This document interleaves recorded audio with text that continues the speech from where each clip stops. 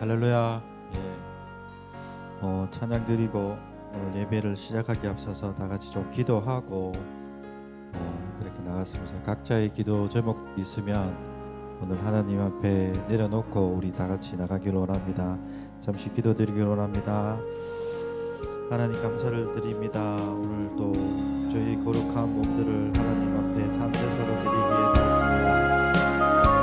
하나님 예배 가운데 하나님의 은혜와 사랑이 차고 넘칠 수 있도록 오늘 도와주시고 각자의 어려움과 힘듦들을 하나님 앞에 예배로서 다시 새 힘을 얻을 수 있는 귀한 시간이 될 수 있도록 하나님 인도하여 주시고 이끌어 주시기 원합니다. 하나님 은혜가 우리의 삶 가운데 더욱더 넘쳐나기를 하나님 인도하여 주시고 이끌어 주시기를 원합니다. 감사드리며 예수님 이름으로 기도드립니다. 아멘.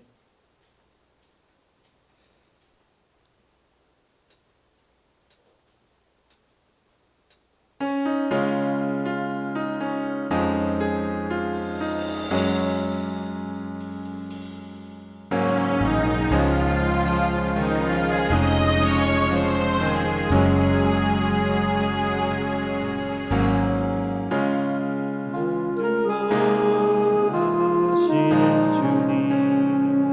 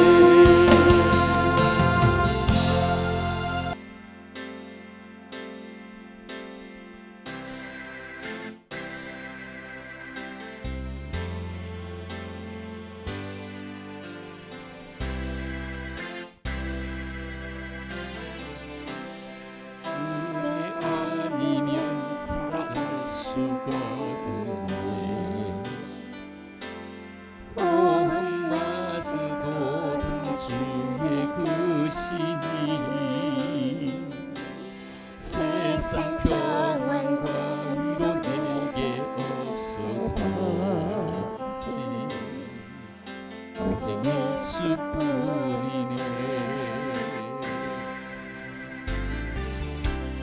은혜 아니면 살아갈 수가 온마스도 다 주의 것이니 세상 평안과 위로 내게 없어도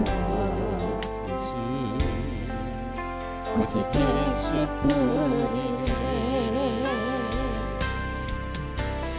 거신 계획 다 볼 수도 없고 작은 고난에 지쳐도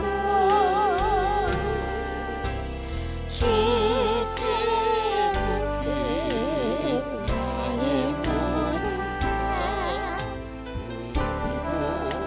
견디게 하시네.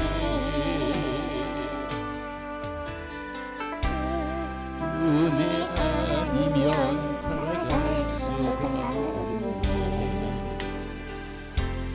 나의 모든 것 다 주께 맡기니 평안과 위로 내게 주신 주 오직 예수뿐이네.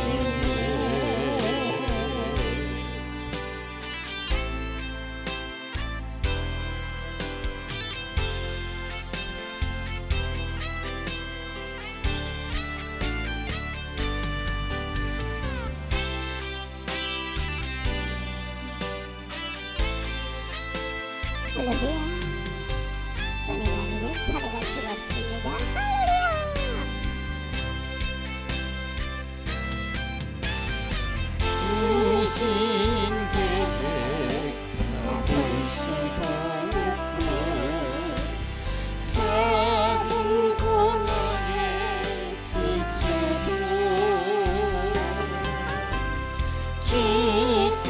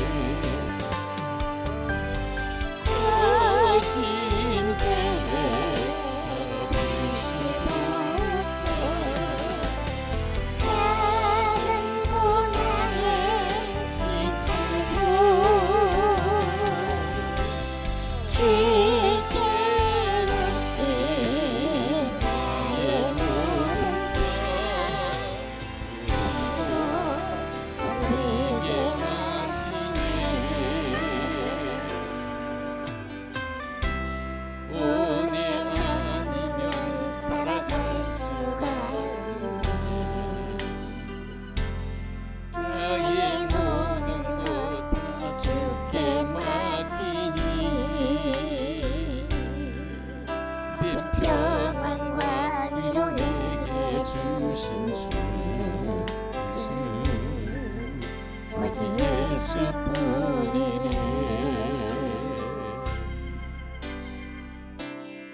은혜 아니면 살아갈 수가 없네. 나의 모든 것 다 주께 맡기니 참된 평안과 위로 내게 주신 주 오직 예수뿐이네.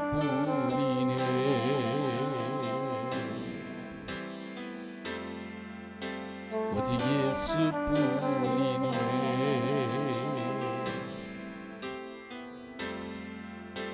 오직 예수뿐이네.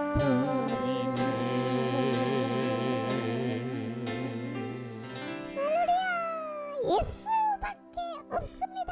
할렐루야.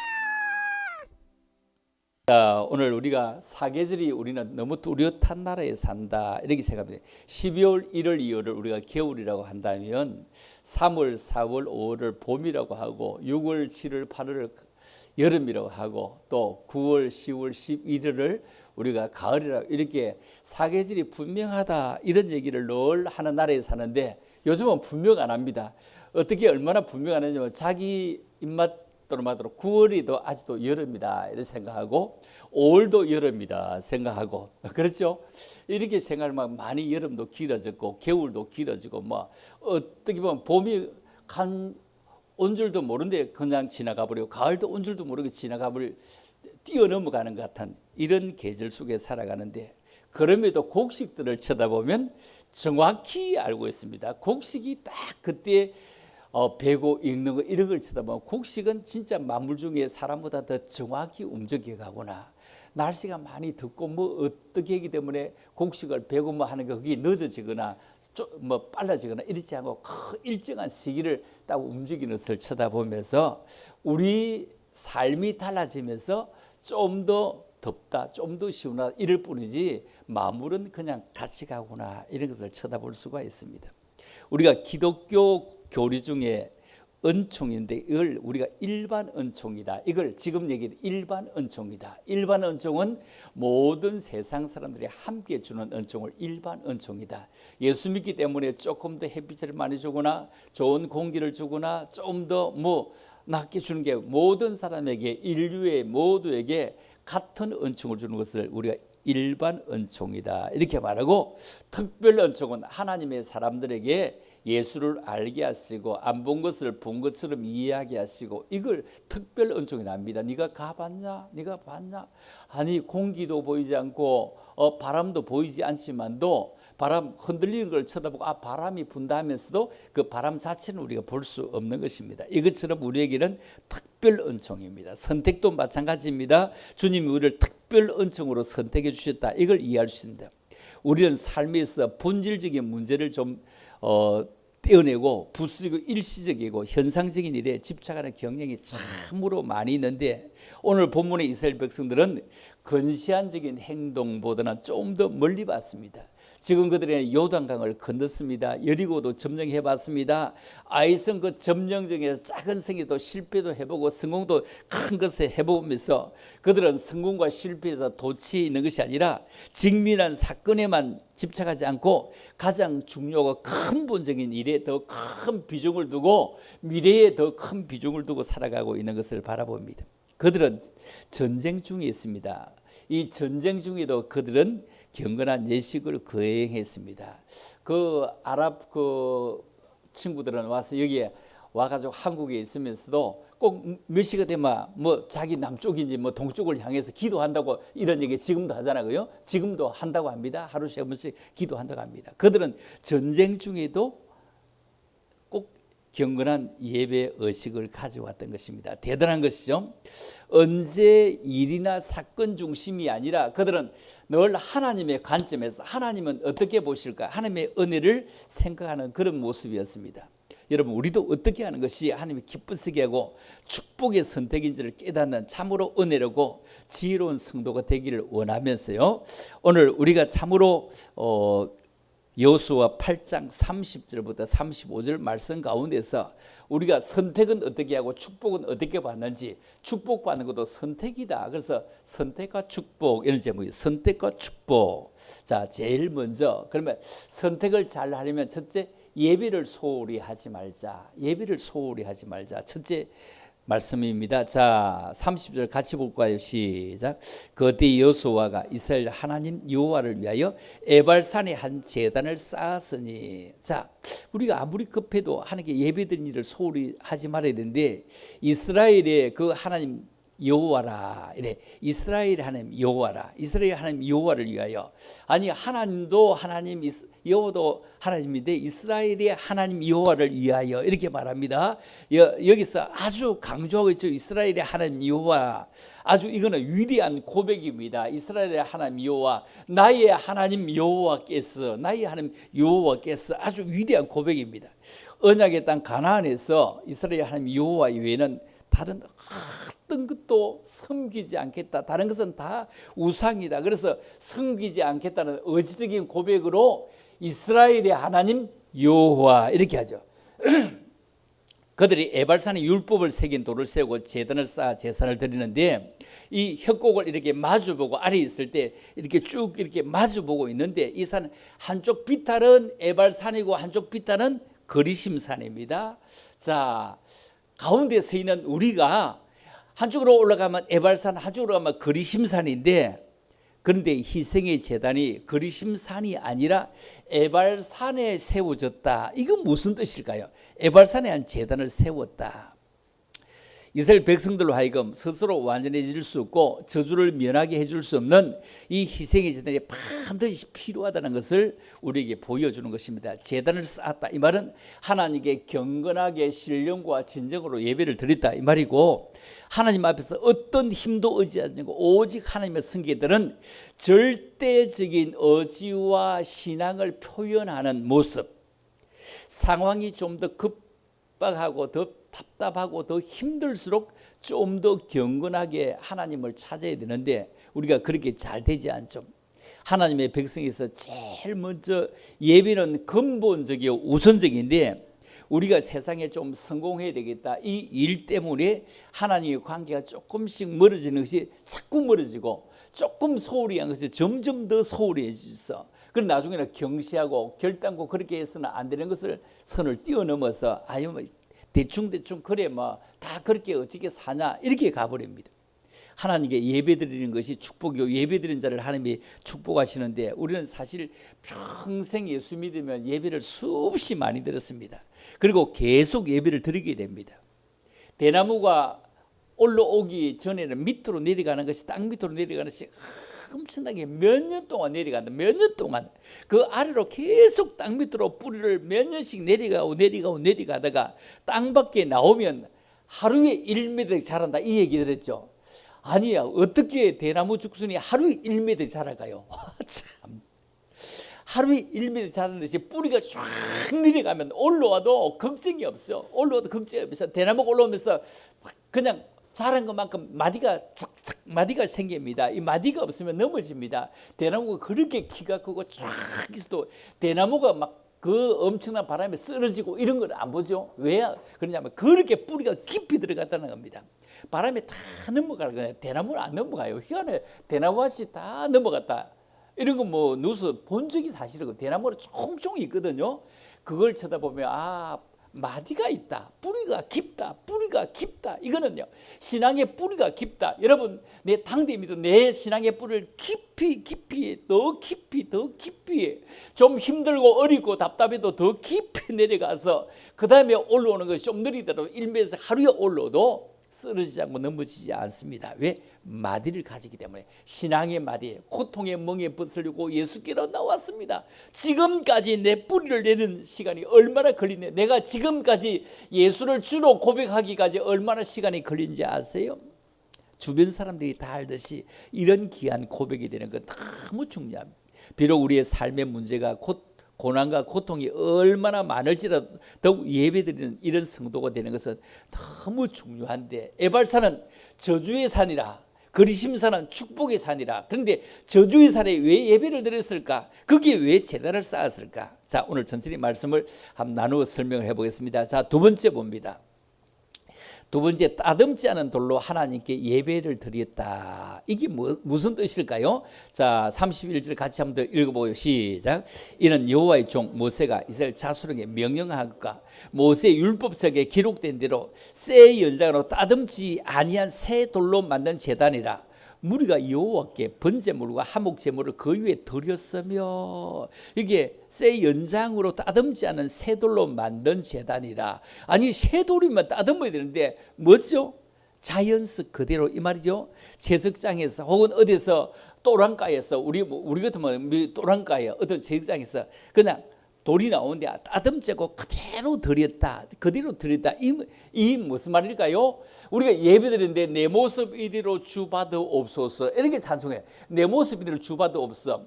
이게 막 그냥 아무기나 그 옷을 입고 오라 이런 뜻은 아니고 내 모습 이대로 주받으시옵소서. 이거 천연지교 내면적인 만남 말입니다. 진실된 제사, 외면을 중시하는 것이 아니라 외면보다 내면, 내 속이 쫙 중심적으로 예배를 드리는 제사. 우리가 번제, 하나님께 대한 전적 헌신을 목적으로 드리는 제사입니다.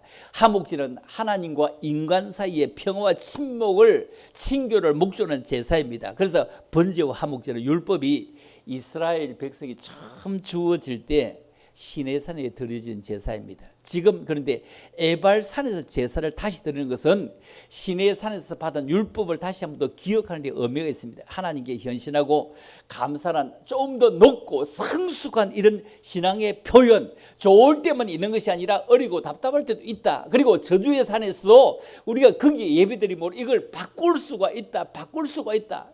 옛날에 누가 시집가더니 그 가정이 일어섰다. 그렇게 고생하던 게 일어섰다 이런 얘기예요.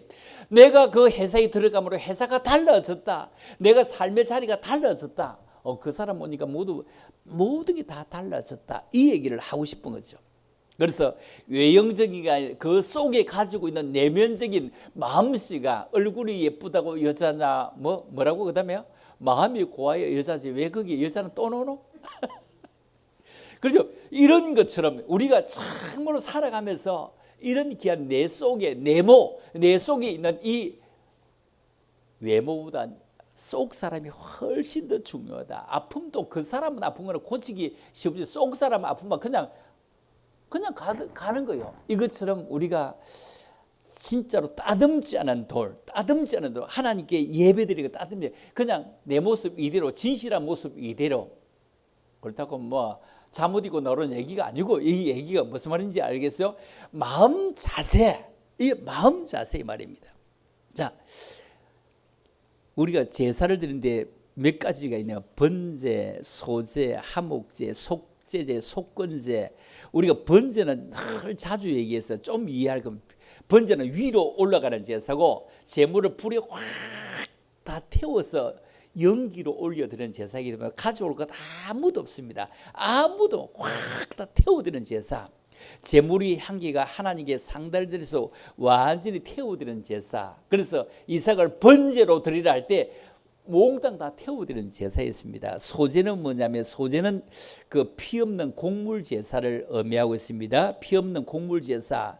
그래서 그냥 곡물 제사. 그렇죠.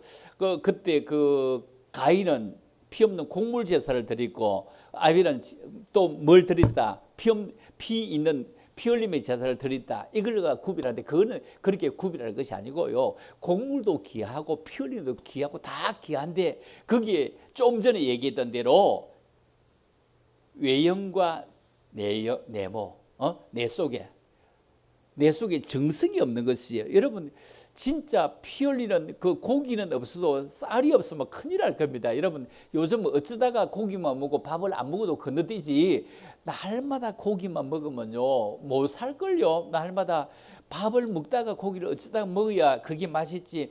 날마다 오늘도 고기 내일도 고기 모레도 고기 날마다 고기 먹으면 못 살 겁니다. 이것처럼 이 피 없는 곡물도 중요한데 거기에 정성과 이 무슨 말이야? 한 부대 그냥 퍽 퍼다가 그냥 한가마에 드린 것이 아니라 먼저 나온 것 이렇게 갖다 드린다고 먼저 나온 것 갖다 드린다고. 우리가 내가 공군사님 집에 그 밭에 어쩌다 가보면 아주 못생겼다 목사님 이게 처음 겁니다 그러면서 쳐다보면 너무 못생겼어 처음 겁니다 그러면서 예쁘지도 않아요 처음 드세요 이러면서. 그렇죠. 이게 뭐냐 그런 자세 말이 처음 것 그죠? 처음 것 막 이렇게 가려서 막 이렇게 예쁘게 해서 드리는 이런 마음 이걸 소제라고 합니다. 소제. 하목제는 뭐냐면은 하목제는 이 동물을 사육합니다. 사육에 제사를 드리는데 여기는 뭐냐 평화를 뜻하기 때문에 제사를 드리고 나서 하나님과의 관계 제사를 드리고 나면 가지고 와서 이렇게 다 평화로 관계를 가지고 있어 함께 먹는 겁니다. 이거 하목제입니다. 이 하목제는 우리 내 제사 드리는데도 탐방 가봤거든. 나는 모태 신자이기 때문에 우리 집에 제사를 드린 거 아무도 없고 제사를 드려보지도 않고 제사가 뭔지도 모르서 제사 드린 집에 몇 분 신방을 가봐서 탐방을 가봐서 탐방을 가보니까 막 한참 드리고 이러고 갖다 막 붓고 했는데 그대로 남아있어. 귀신, 할아버지 할머니 귀신이 절대로 하나도 안 먹고 자기들이 다 먹는데, 그런데 그게 나도 먹어보니까 그게 탕국이라고 하는 게 뭐 오징어 국 같은데 그게 맛은 있더라고요. 맛이 있더라고요. 막 이렇게 나도 먹어보고 그 신방 다 가봤어. 옛날에 다 제사를 안 드리니까 그 제사가 없으니까 제사가 뭔지 하고 이래 가보고 했는데, 그런데 이것처럼 우리가 제사 드린 것, 이 세상에 제사 드린 것 하목제가 그 꼴입니다. 다 제사를 드리고 나서 사람이 다 먹는 거, 이걸 하목제라고 합니다. 자, 하목제인데 그 제물의 종류는 소나 염소, 흠없는 것, 암컷, 수컷 구별 없이 사실은 어느 것이나 다 가능합니다. 그런데 전부를 드리는 것이 아니라 내장에 덮인 기름, 내장에 붙은 이것들은 다 그 허리 근방에 있는 간이 덮인 이 끝부를 콩밥과 함께 이렇게 드리도록 되어 이러고도 그 속에 법이 있습니다. 이런 법이 있습니다. 제물의 종류가 소나 염소나 양이나 이런 거예요. 자, 그다음에 속죄제가 있는데, 속죄제는 뭐냐면 죄를 지은 것을 속죄물을 드린다 이런 뜻이기 때문에 하나님의 법에서 벗어난 죄로부터 청결함과 속죄함을 얻기 위해서 드리는 제사이면, 내가 이렇게 살아서 번제와 좀 다른, 내가 진짜 이렇게 살아서 진짜 내 속죄함을 받으려고 내 마음속에 양심의 법에 거리끼는 그 믿음의 법에 거리끼는 것을 좀 청결하게 속죄를 받으려고 드리는 제사를 우리가 속죄제라 합니다. 그러면 속건제는 뭐냐?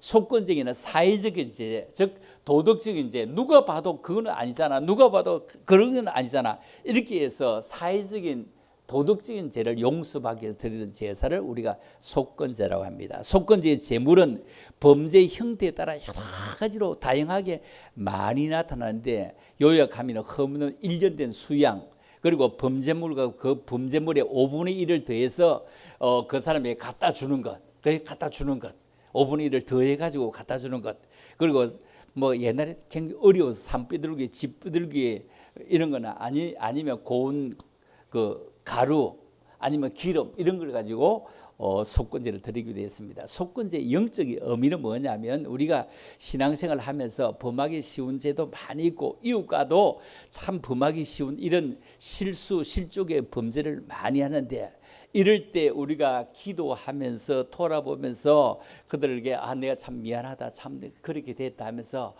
밥을 한 끼 사고 또 같이 하고 하는, 이렇게 속건제의 의미가 있다, 이렇게 볼 수도 있을 것입니다. 이스라엘 민족은 성리감에 도취되거나 교만하지 않고 그 모든 성공과 성리가 하나님의 은혜의 축복임을 믿고 감사하는 제사를 드립니다. 여러분, 사랑의 체험은 남의 말을 듣기 위해서 필요하지만 고통의 체험을 해보면 그 사람의 말을 깊이 있게 이해할 수가 있는 것입니다. 한국의 노래가 울리기 위해서도 우리 마음속에 노래가 울릴 수 있는 공간이 있어야 노래가 나오지, 마음속에 공간이 없으면 노래가 쭈그러들어. 그렇죠? 공간이 없는데 노래가 쭈그러들어서 노래가 바르게 안 돼. 마음의 공간이, 선율이 울릴 수도 마음의 공간이 있어야 되는데 마음의 공간이 없는 거야. 뭘 고기를 많이 먹었을까? 많이 먹을수록, 고기를 많이 먹을수록 공간이 더 많이 생기는데, 그렇죠? 공간이 더 많이 생기는데, 이 공간, 여러분, 우리 마음속에 노래가 울릴 수 있는 공간 굉장히 중요한데, 그 시기하거나 질투심이나 이기심이 꽉 마음에 차면 음악을 할 수 있는 그런 공간이 안 생깁니다. 아름다운 음료를 느낄 수 있는 공간도 안 생기는 겁니다. 음악을 싫어하는 사람은 마음의 여유가 있기가 굉장히 어렵다, 이렇게 말합니다. 아무리 아름다운 음악이라도 마음의 여유가 없는 사람이 들으면 그 소음입니다. 소음. 그래서 소음입니다. 그런데 여러분 손주들이, 여러분 아이들이 막 그 노래 걷자는데, 그런데 그게 그렇게 잘하고 내 아이가 최고 같고 어쩌저리 잘하고 그게 들어오는데, 다른 사람 귀는 그렇게 안 들어오는데 내 귀에, 내 마음속에 들어오는 게 왜 그러죠? 내 마음에 공간이 있기 때문에, 여유의 공간이 있기 때문에, 와, 잘한다, 어째저래 잘할고 어째저래, 이렇게 내 마음에 공간이 있기 때문입니다. 이게 그렇게 중요합니다. 여러분, 우리의 마음에 공간이 있을 때, 우리의 교회에 대한 공간이 있을 때, 마음의 여유의 공간이 있을 때 쳐다만 봐도 너무 감사하고 누가 안 온 걸 쳐다보면 왜 안 왔을까? 김성호 집사님은 지난 주일 지나고 화요일에 코로나 걸려서 그 어디에서 오늘도 안 오는데 화요일에 걸렸다 볼 때 지난 주일에 와서 내 옆에 와서 밥 먹었는데 나는 괜찮나? 우리가 마음의 공간이 너무 중요한 거예요. 자체가 우리 마주보고 우리 밥을 먹고 갔는데 괜찮다. 화요일에 먼저 코로나 걸려서 이번 주일도 못 갑니다. 괜찮나? 이게 괜찮나? 마음의 공간 이게 있을 때 쳐다보고 보면 볼수록 마음의 공간이 있을 때 사랑스러운 눈이 보여지고 마음의 공간이 없으면 인상이 쓰이는 거예요. 자, 옆 사람을 쳐다보고 마음의 공간이 있는지 없는지 한번 쳐다봐요. 자, 시작. 마음의 공간이 있으면 뭐죠? 보기가 좋죠? 보기가 좋죠? 마음의 공간이 없으면 그 사람 쪽으로 쳐다보기도 싫어. 맞죠? 마음의 공간이면 쳐다보기도 싫고 피해가 버려. 피해가 버려. 피해가 버려. 피해가 버려. 마음의 공간이 있느냐 없느냐. 이거 너무 중요해. 너무너무 중요해. 마음에 공간이 있느냐 없느냐. 공간이 있느냐 없느냐 너무 중요해.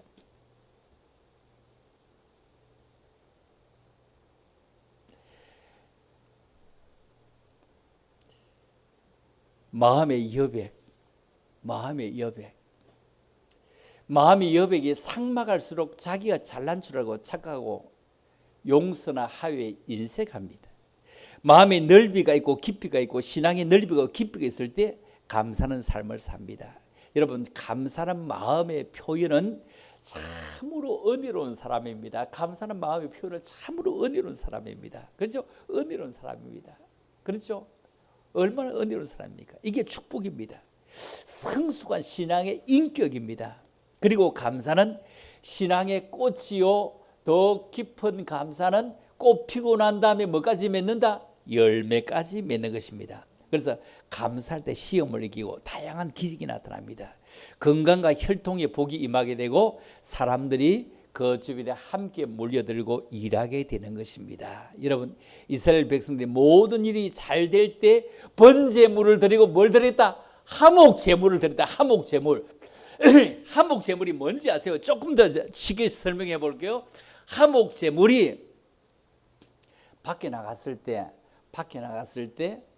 와, 그 맛있게 생기더라. 야, 진짜 내가 먹어보니 너무 맛있게 생겼더라. 그래, 한 박스 사와서 교회에서 주일날 함께 모두게 나누어 먹는 거, 이게 어디에 속하는 거다? 화목제물에 속하는 거다. 이게 화목제물에 속하는 거다. 이거는 하나님 앞에 주의 백성으로 주님께 드려, 주님 때문에 우리가 함께 나누지, 주님이 없으면 다 남남이고 서로 모를 사람이요. 그렇죠?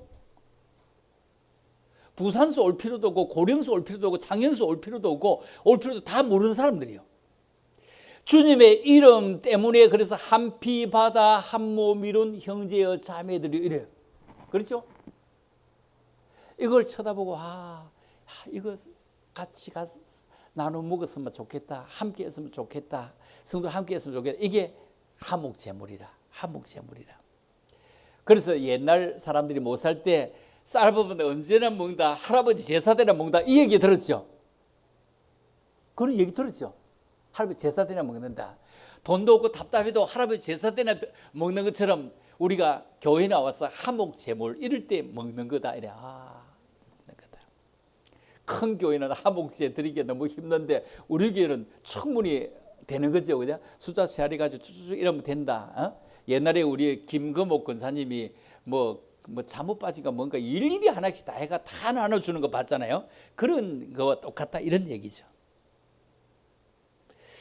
우리가 감사할 때 시험도 이기고 서로 감사할 때 쳐다보는 것이 눈이 달라져. 감사할 때. 그렇죠? 건강과 형통의 복도 임하게 되고 사람들이 함께 일하고 싶고 함께 잘해하고 싶습니다. 이스라엘 백성들이 모든 일이 잘 될 때 번제물을 드리고 화목제를 드리듯이 언제나 우리는 번제를 드리고 화목제를 드리는 그런 귀한 사람이 되는 건 너무 중요해서 불평도 선택하는 겁니다. 불평도 나의 선택입니다. 그런데 우리가 불평이 아니라 평안을 선택하는 것, 이게 우리에게 너무 중요하죠. 자, 세 번째 보겠습니다. 세 번째 우리가 선택하는 하나님의 말씀을 들어야 됩니다. 자, 34절 시작. 그 후에 여호수아가 율법책에 기록된 모든 것대로 축복과 저주 율법의 모든 말씀을 낭독하였으니 모세가 명령한 것은 여호수아가 이스라엘 온 회중과 여자들과 아이와 그들 중에 동의하는 거민들 앞에서 낭독하지 아니한 말이 하나도 없었더라. 여러분 축복의 산 이제 거리심산에 오른 사람은 율법에 순종하는 사람을 상징합니다. 마주보고 있는데 거리심산에 오른 사람 그 율법에 순종하는 사람을 상징하고 저주의 산인 에발산에 오른 사람은 율법에 불순종하는 자를 상징하는 의미가 있는데 축복과 저주는 오직 율법의 순종 여부에 있다. 이스라엘 성인 모든 남자는 물론 평소 인구 조사에 개소임을 받지 못하는 여인이나 아이들까지 다 포함하고 타국인들까지도 다 축복과 저주의 의식에 참여하게 됩니다. 하나님의 말씀을 경청과 순종해서 복을 받고 장수하는 데는 남녀노소 형통의 차별이 전혀 없습니다. 말씀에 불순종할 때 그 누구도 저주의 심판을 면할 길이 없습니다. 가장 가치 있고 중요한 것은 하나님의 말씀을 경청하는 것입니다. 이스라엘 백성들이 하나님의 말씀을 조용히 경청하는데 이 말씀을 겸손히 경청하는 것은 민족 그리고 개인 모두 다 떠나서 참으로 말씀을 조용히 잘 경청하게 될 때 위대한 사람이 되게 될 것입니다. 옛날에 고대 중국을 통일한 신라의 진시황, 이 사람은 굉장히 죽음을 두려워했다고 합니다. 얼마 전 그 창녕에 내려가 보니까 우리 창녕에도 역사를 보면 나오겠죠. 창녕에도 그 박물관이거든. 창녕 박물관도 있고 뭐 그 왕릉도 있고 막 있는데 쭉 돌아보면서 창녕도 불교 도시가 엄청나게 박물관에 가보면 심하게 돼 있더라고요. 창녕이 어떻게 이렇게 박물관 아이들하고 가서 아이들 박물관도 있고 뭐 어른 박물관도 있고 다 역사가 쫙 이래 있는데 기록되어 있는데 우리 박진무 선생님이 배우는 거 그게 쫙 이렇게 기록되어 있습니다. 박물관에 가보면은 뭐 아주 가볼만 하거든요. 너무너무 아주 멋지거든요. 그 능이 180개가 있는 가운데서 120개는 봉이 올라가 있고 180개는 봉이 이제 낮아져 있고 막 이렇게 쭉 있는 그런 데가 있는데 창녕에 군데군데 이런 게 많이 있더라고요. 그런데 진시황 그 진나라에 있는 진시황의 죽음이 너무 두려워서 어찌 죽을고 안 죽어야지. 지금 안 죽은 사람 아무도 없는데 그래서 그는 간무라고 하는 대신을 불러가지고 불로장생의 명약을 구해오라고 합니다. 그런데 불로장생의 명약이 무슨 약이냐면 장닭이 수탉이 낳은 알이랍니다. 장닭이 알을 낳은 것이 그렇게 불로장생의 그런 알이랍니다. 그래서 여러분 장닭이 혹 알을 낳거든 절대로 그렇게 비쌀 수밖에 없답니다. 장닭이 알을 낳으면 어마어마하게 비싸답니다. 불로장생의 알이기 때문에. 그래서 집으로 돌아온 이 간무가요 너무 시름에 빠져서 걱정에 빠져서 한숨을 푹푹 쉬고 있는데 그런데 어린 손자가 간무 대신에 그 손자가 있는데 손자가 이름이 감나라고 합니다. 감나라 배나라 이 감나 감나인데 그런데 하도 한숨을 걱정을 하니까 손주가 할배 무슨 걱정이 있는데 그렇게 한숨을 푹푹 쉬노 이래. 요즘 손주가 그랬는데 아주 우리 언어는 할배 뭐 그거에 내가 하는 지금처럼 언제 되면 내가 그리 말 안 할 거야. 뭐 중학교 가면 안 할 걸 이런데 모르겠어. 이제 얼마 안 남았어.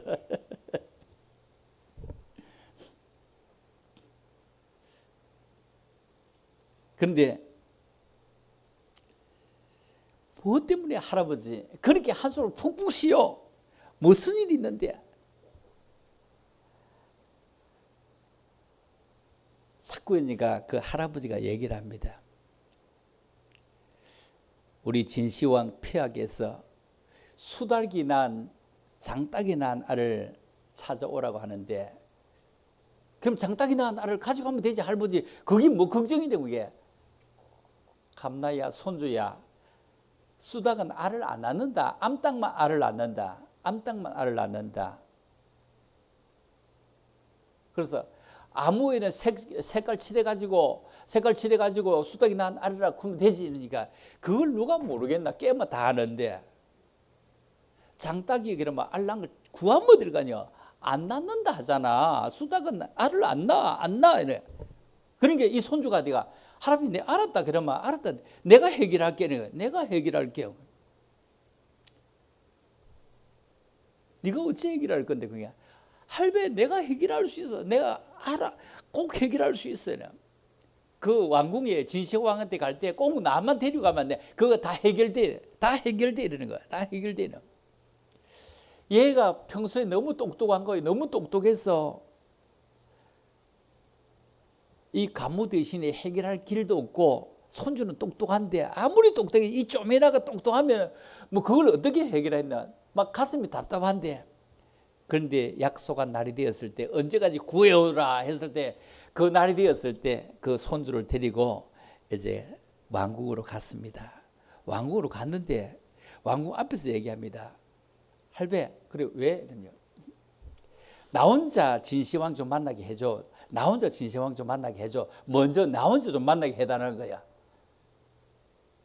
그래서 간무 대신이니까 그 신하들한테 우리 손자부터 먼저 들으려고 한 게 그거 뭐 아무 상관없잖아요. 먼저 들어갔어. 그래서 진시황이 앉아 있는데 저를 꾹꾹 하는데 너 누구냐? 그러니까 간무 대신에 손자 감나라고 합니다. 감나라고 합니다. 그래 너가 왜 왔냐? 할아버지가 안 오고 너가 왜 왔냐? 이러니까 너가 왜 왔냐? 이러니까 할아버지가 지금 엄청난 중대한 일이 있어. 그래서 제가 왔습니다. 뭔 중대한 일이 있단 말이냐? 뭔 중대한 말이 있단 말이냐? 우리 할아버지가 지금 아이를 낳고 있는 중입니다. 아이를 낳고 있는 중입니다. 이러는 거야. 아이를 낳고 있는 중입니다. 그러니까 진시황이 성질 나가지고 야 이 녀석아 남자가 무슨 아이를 낳는단 말이야. 남자가 무슨 아이를 낳는단 말이냐. 그러니까 이 감나가 진시 폐한 각하님 우리 같으면 각하잖아. 진시 폐하시오. 장닭도 알을 낳는데 남자가 왜 알을 못 낳겠습니까? 장닭도 알을 낳고 남자도 아이를 낳습니다. 이러니까 진시황이요 이 아이 말에 깜짝 놀래가고요 무릎을 꽉 치면서 감나야 감나야 너가 나를 살렸다. 할아버지를 불러라. 할아버지를 불러라. 이러대요. 할아버지를 불러라. 똑똑한 손주가 진시황도 살리고 그 할아버지 간무도 살렸어. 왜? 인생은 왔다 가는 거예요. 그래서 진시황 불러 뭐 장수 뭐 온갖 거 구하러 다녔다 얘기잖아. 감다른 손주가 살렸어. 지금 정보의 파도 속에 수많은 지식을 갈구하며 살아가지만 정작 우리 속에 나오는 지혜는 무관심합니다. 생명을 구하고 세상을 바꾸는 힘은 하나님이 주시는 지혜에 있음을 우리가 기억해야 됩니다. 하나님 말씀 속에 위대한 지혜가 있습니다. 우리가 너무 많은 것을 듣고 바쁘게 살다 보니 말씀을 경청하고 말씀에 순종하는 일은 좀 수월하지 않습니까? 사람의 말, 세상 소식, 이 뉴스가 우리를 움직이게 가지만 그러나 진짜는 말씀을 따라 움직이게 가려고 좀 더 애쓰고 힘쓰는 믿음의 사람들이 다 될 수 있기를 주님의 이름으로 축원합니다. 하나님 아버지 은혜를 참으로 감사합니다. 우리들을 사랑하셔서 하나님의 사람 가운데 살게 하시고 성령으로 살게 하심을 참으로 감사합니다. 오늘도 주님 앞에 나오면서 믿음의 주요 온전케 하신 예수를 바라보게 하심을 참으로 감사함을 드립니다. 아버지 고맙습니다. 주정예물 드리고 감세물 드리고 아버지 그리고 11조 예물을 구별하여 드리고 그리고 온 성도들과 함께 귀한 예배 드리려고 강단을 꾸미고 온 교회를 쓸고 닦고 바깥 화장실까지 온갖 곳을 다 돌아보는 손길들이 있기에 불편함이 없이 저들이 예배를 드릴 수 있으며 고인여야 귀한 교제를 위해서 귀한 음식들을 준비해서 나누려고 하는 귀한 손길이 있기에 교회에 나오면 그래도 즐거움이 있고 함께하는 기쁨이 있게 하심을 진심으로 감사합니다. 우리 모두의 수고요, 우리 모두의 땀 흘림입니다. 이런 땀 흘림을 서로 가짐으로 강건하게 하시고 자랑스러운 교회에 함께 섬겨갈 수 있는 저들 되어지기를 원하오며, 이제는 우리 구주 예수 그리스도의 은혜와 우리 하나님 아버지의 무한 극진한 사랑과 성령님의 감화 감동 교통기로 충만하시며, 오늘도 주 앞에는 모든 믿음의 사람들 머리 위에 저들의 모든 가정의 모든 앞날과 우리 교회의 계획들 위에 이제로부터 영원토록 함께 있을지어다. 아멘. 아버지 감사합니다.